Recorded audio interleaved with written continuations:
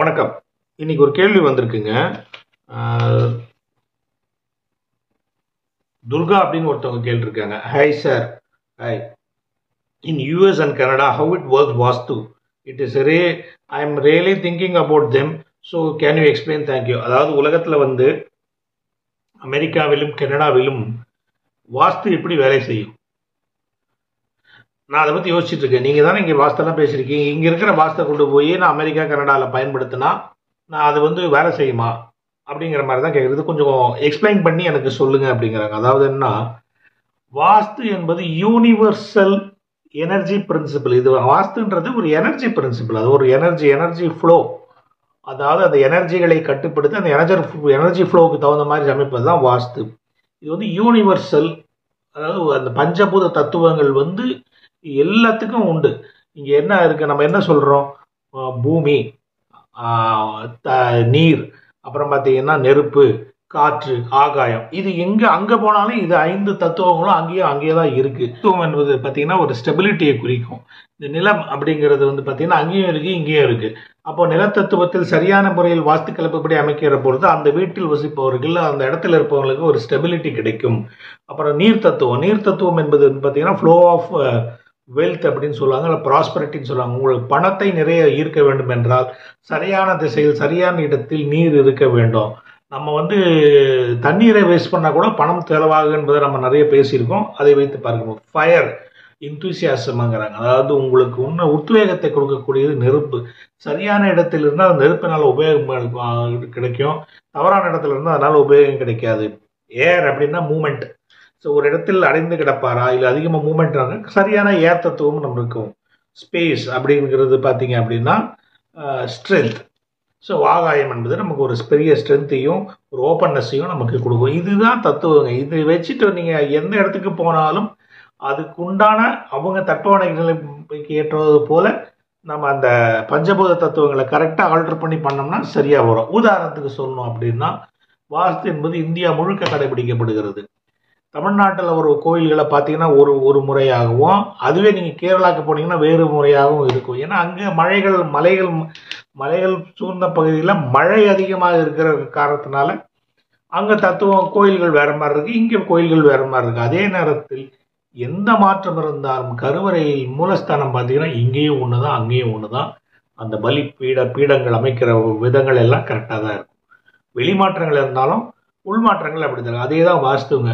நீங்கள் அந்த இருக்கிற தட்பவெப்ப நிலைக்கு, அந்த இருக்கிற சூழ்நிலைக்கு தகுந்த மாதிரி மாற்றி அமைச்சிக்கலாம். ஆனால் அதே நேரத்தில் அதுக்குள்ள பலனை அது கொடுக்கும். அது இல்லாமல் மாடர்னாக கட்டுறாங்க. இங்கே நம்ம இன்னும் மாடர்னாக கட்டுவாங்க. நியூ அடாப்டேஷன்ஸ் அங்கே எடுத்துக்குவாங்க.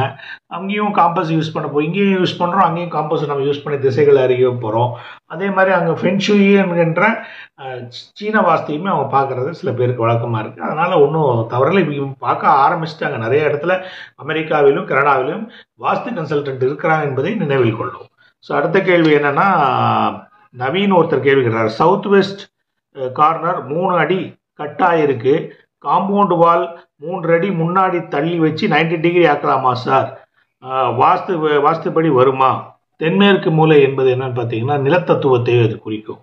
அதாவது அது எங்கே கிடைக்கும்? ஒரு ஸ்டெபிலிட்டி கிடைக்கும், வாழ்க்கையில் ஒரு ஸ்ட்ரென்த் கிடைக்கும். சரியான நம்ம அந்த தென்மேற்கு மூலை வந்து கட்டாகாமல் இருந்தால் ஃபைனான்ஸ் வந்து நல்லா இருக்கும். நம்மக்கிட்ட பண வரவு சேமிப்பு அதிகரிக்கும்.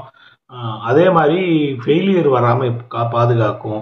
ஆனால் அதுவே கட்டாக இருந்ததுன்னா அதாவது தென்மேற்கு மூலை கட்டாக இருந்தால் ஃபினான்ஷியல் லீக்கேஜ், இங்கேருந்து தான் பணம் போகுதுன்னு தெரியாது, யாரோ சாப்பிட்டுட்டு இருப்பாங்க. அது போய் ஹெல்த் இஷ்யூஸும் வர்றதுக்கு வாய்ப்பு இருக்குது குடும்பத்தலைவர். அப்போ என்ன பண்ணலாம்? நீங்கள் சொன்ன மாதிரி 3 அடி தள்ளி 90 டிகிரி ஸ்ட்ரைட்டாக மேக் இட் பண்ணோம்னா 90 டிகிரி சரிவாயிடும். 3 அடி வெளியே போனாலும் பரவாயில்லன்னு நினைக்கிறீங்களா? அற்புதம், தாராளமாக பண்ணுங்க. நீங்கள் சரியாக அமைப்பில் தான் பண்ணுறீங்க, அது பண்ணுங்க, அதுவே போதுங்க. அடுத்து விஜய் அப்படின்னு ஒருத்தர் கேள்வி கேட்டிருக்காரு. சார் நான் வந்து தனுசு ராசி மூல நட்சத்திரம், ஹஸ்பண்டு வந்து கடக ராசி ஆயில நட்சத்திரம். வீடு எந்த திசைக்கு வீடு போக வேண்டும்? அதாவது இது நான் பல தடவை சொல்லிட்டேன். நீங்கள் எல்லா திசைக்கும் நல்ல திசைகளை நம்ம வந்து கிழக்கும் நல்ல திசை, வடக்கும் நல்ல திசை, தெற்கும் நல்ல திசை, மேற்கும் நல்ல திசை. நம்மள சில பேருக்கு தெற்கு ஆகாது, மேற்கு ஆகாதுன்னுலாம் நினைக்கிறாங்க. அப்படிலாம் இல்லைங்க. எல்லா திசையும் நன்மை, மனிதனுக்கு நன்மை செய்யக்கூடிய திசைகளே. ஆனால் அந்த திசைக்குரிய வாஸ்து என்ன சொல்றதுங்க, வாஸ்து முறைப்படி நம்ம கட்டினோம்னா அதுக்குண்டான நல்ல பலன்களை நம்மளால் எடுக்க முடியும். ஆனால் நீங்கள் கிழக்கு வீட்டு மனையாக திசையாக இருந்தாலும் சரி, வடக்கு திசையாக இருந்தாலும் சரி, வாஸ்து விதிகளுக்கு அப்பாற்பட்டு இருந்தால் அதில் வருகிற நன்மைகளும் உங்களுக்கு வராதுங்கிறதே நீங்கள் ஞாபகம் வச்சுக்கங்க. எந்த திசையையும் பார்க்க வேண்டாம். எந்த திசையாக இருந்தாலும் தெளிவான வாஸ்துப்படி இருந்தால் போகலாம். ஆனால் நீங்கள் ஜென்ரலாக நீங்கள் கேட்டதுனால யாருக்கு என்ன நல்லா இருக்கும் அப்படின்னு பார்த்தீங்க அப்படின்னா, தனுசு ராசி என்பது குருவும் சந்திரனும், இப்போ தனுசு ராசியிலன்னா சந்திரன் இருக்குது.